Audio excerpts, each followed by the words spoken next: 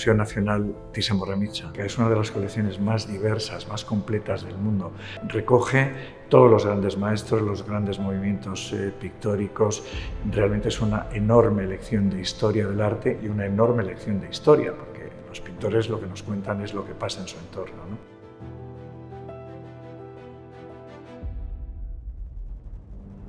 Es una obra que está llena de mensajes, está lleno de simbología a través de todas sus flores, sus animales.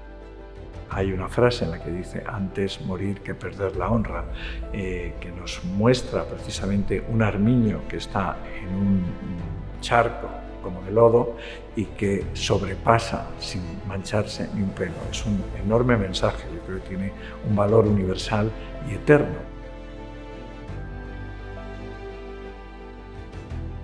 Sonia Delaunay es una pintora del siglo XX y esta obra realmente es una especie de fusión entre lo que es su esencia artística fundamental, que es la pintura, con el diseño de moda.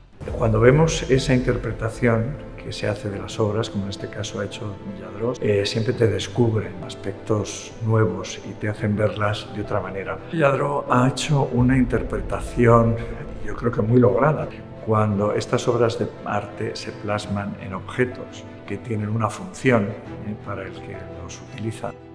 Estás, de alguna forma, incorporando ese arte a tu vida cotidiana. Y es una forma también que el arte cumpla con una de sus misiones, que en definitiva es hacernos la vida mejor.